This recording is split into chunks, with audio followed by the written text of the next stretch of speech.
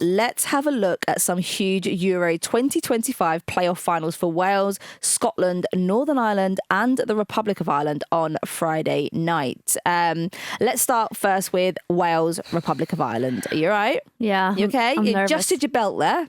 Took a massive sigh out. I'm not wearing a belt, but You adjusted your trousers. You went, put my hands in my pockets, Chloe. That's well, what I did. let's get stuck into I'm this stressed. one. It was like a proper old, like an elderly person type response, like getting up from an armchair after it was that. You're right. No. Do you want a minute? No, go on. Sure. Yeah, go on. Okay, cool.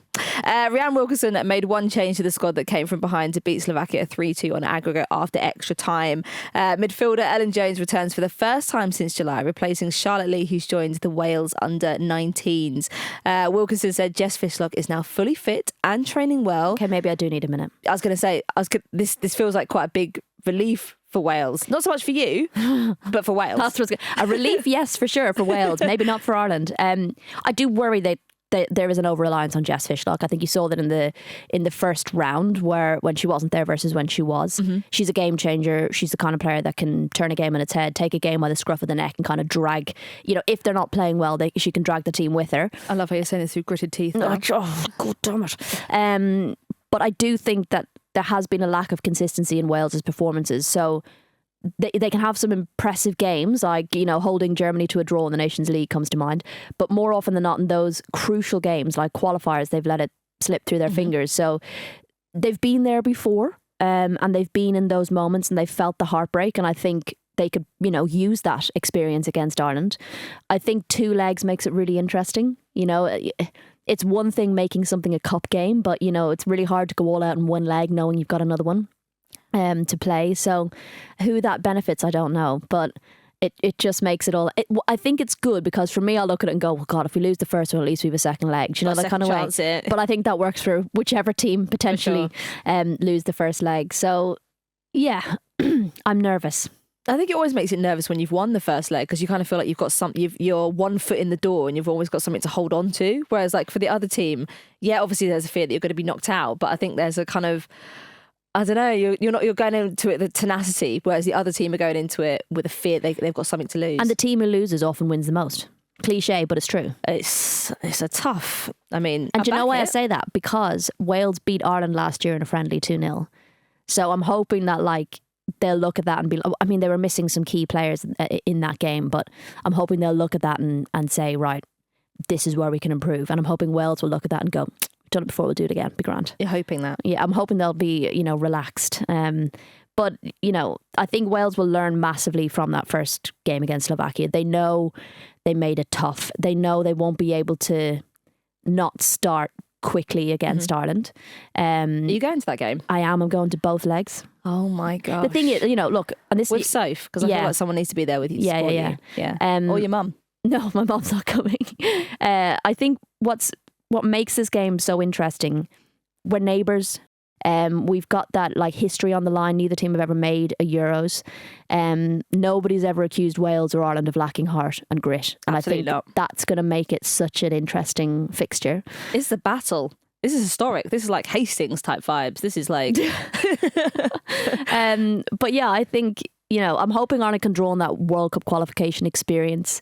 That was such a complicated way of getting into the World Cup, and they were on one leg. Like it was a one leg situation. So yeah, I just think it's really, and both sides have massively, so they've sold tickets. Wales are almost at 15,000. Ireland have done 20,000 at the Aviva. Amazing. It's going to be an incredible atmosphere, and it's going to be, yeah, I'm equal parts nervous and excited. Are you sure? No, I'm more nervous than I am excited. I was going to say that there's beads of sweat dripping It's down one of your those face. games that I don't want to watch, but I'm watching Ireland in crucial things. And it's terrible when I'm covering it. It makes it really hard. Cause was it eyes down? You basically, I'm just take the pictures. Didn't actually say anything. Oh God, I got to look at my phone. They're coming towards me again. And it's I get so stressed, Chloe. When it's on TV, I leave the room and Sophie has to tell me what's going on. Yeah. What's wrong with you? Stress.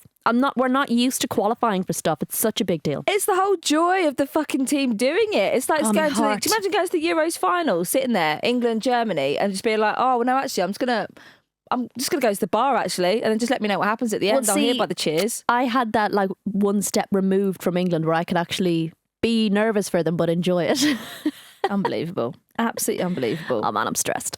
Don't relax. Okay. This is the fun part, that you've got that hope still there. Like I hate the other part. It could be that the hope has died. Gone. Like you've got the hope there now. Yeah. This is the nice part. Okay.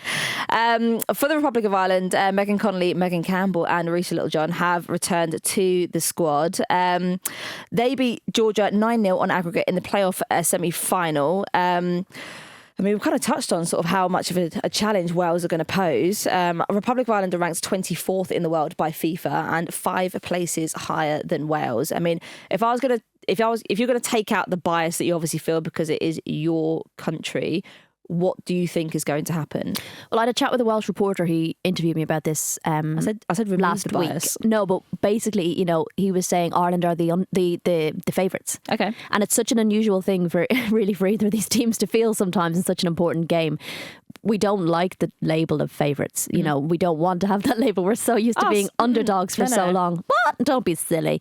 So yeah, actually, technically Ireland would be the favourites for this because, they have qualified for a major tournament. They qualified for the most recent one in the World Cup. They've played well despite results. They beat France lately. They did well in the group of death, despite results. And I think have been beating the teams in and around them.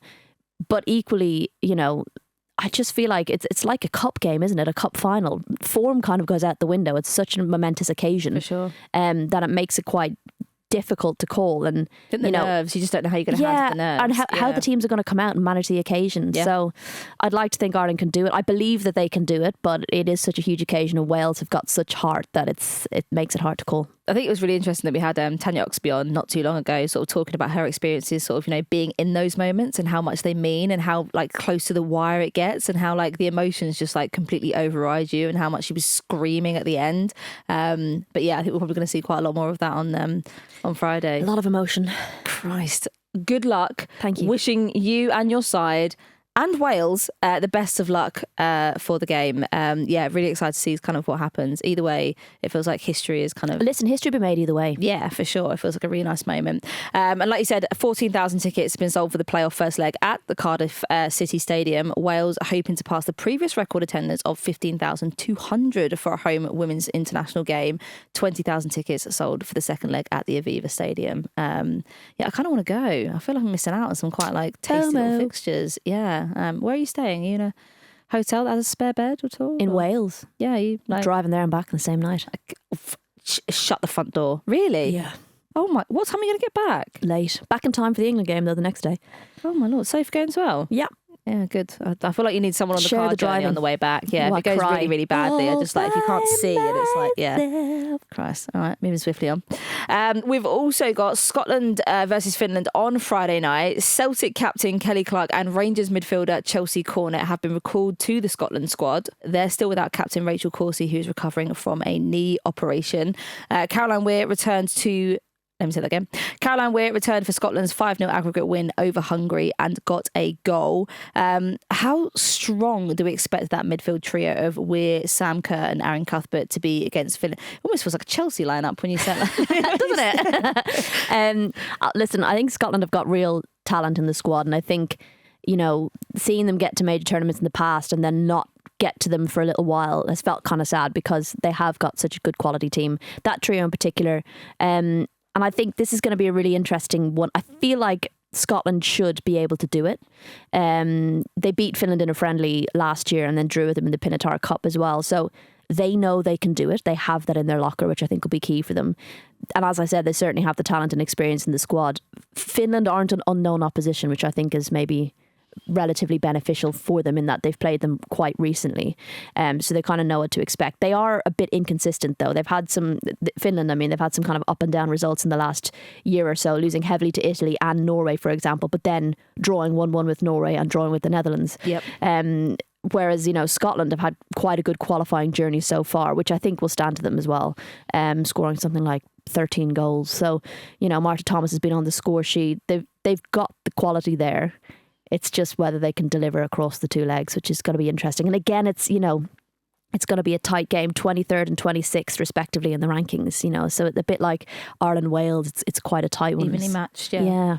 Well, someone else who is paying very close attention to Finland, obviously, in the lead up to this game, Scotland head coach Pedro Martinez-Losa said, "We have to respect Finland, who have played in 4 of the last 5 Euros, so they will probably expect to qualify. We are going to face a very difficult opponent who are at the same level as us, but I'm confident in my players 100%. I do quite like Pedro's comments because they... Last time he was like, we're not going to lose. Yeah. And he was right. Yeah. But it was... It's the confidence, but you're like, oh, squeaky bum time. Christ, that's a very tall mast in which to tie yourself to, Pedro. Love that. Never heard that before. Really? Yeah. Nautical... I've got very poetic in my old age. I'm nearly 35 now.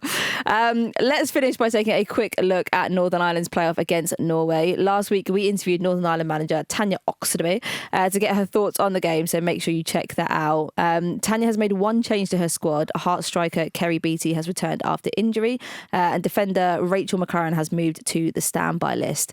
Northern Ireland are up against a Norway side who defeated Albania 14-0 on aggregate in their opening playoff round.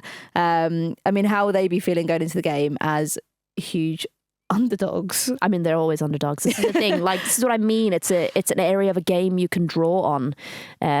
But Christ, they're coming up against, Caroline Graham Hansen, Ada Hegerberg, Frida Monum, Guro Reiten, Celine Bizet, Ingrid Engen, just to name but a few. An absolutely easy stacked squad. There's no question about it. That is wild, isn't it? But then I will say, like, Norway don't always perform the way you would expect from a squad that stacked every single flipping time. So like they should be like, for what they have. We've always said this. We say this time and time again. They should be like fucking World Cup finalists and like Euros finalists, but it's just never, they could never quite make the pieces fit. It almost needs like a Serena to like go in and like sort things out and put it together, because like anyway, well, we shall see. I mean, completely off tangent. No, but it's something that maybe Northern Ireland will consider. They've got Gemma Granger in. She's not been there that long, so maybe she is the perfect puzzle maker, and maybe she finds exactly what Norway have been lacking. Let's hope not against Northern Ireland, but that's going to be a very difficult game. I'm so excited for this run of games. I can't properly call it where it's going to go. I worry about Northern Ireland in front of goal. Yep. Okay. So that's going to be, never mind keeping out those many players that I've named. I was going to say they're going to come knocking on the door quite frequently. Then trying to get goals yourself, they struggled in the previous qualifying match, so it'll be tough. It'll be a challenge. What happens if you draw in both legs? Extra time. And then penalties. Yeah. Interesting. Very, very interesting. I mean, remember Northern Ireland went to extra time? Oh, Christ, yeah. Along with Wales? Yeah. So I get very confused about all these competition structures. Very stressful as well.